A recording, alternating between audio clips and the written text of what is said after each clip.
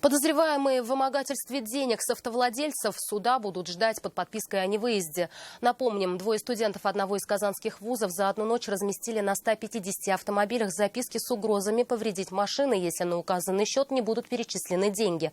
Но вместо резкого обогащения молодых людей ждало задержание и возбуждение уголовного дела. Рамилю Шайдуллину задержанные во всем сознались. В листовках было написано о том, что если 500 рублей не переведете на следующий день, то мы разобьем. Двое молодых людей не на шутку напугали многих водителей. За одну ночь они разместили 150 записок с угрозами на стеклах автомобилей. Предполагаемые злоумышленники требовали с автомобилистов перечислить на электронный кошелек 500 рублей. В противном случае они угрожали разбить машину. В настоящее время с аналогичными заявлениями в полицию обратились 27 казанцев, проживающих в Приволжском районе города.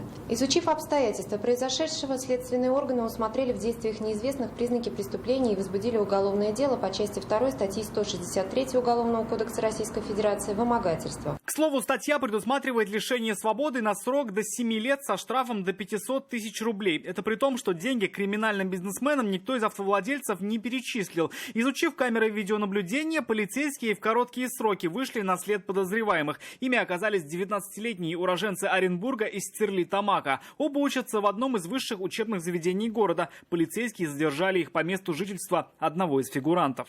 Откуда такая умная мысль пришла в голову? Сам надумался. Денег не было или что? Зачем? Денег не было. В ходе допроса задержанные свою вину полностью признали. В отношении них избрана мера пресечения в виде подписки о невыезде и надлежащем поведении. Рамиль Шайдуллин, Айрат Назипов, вызов 112.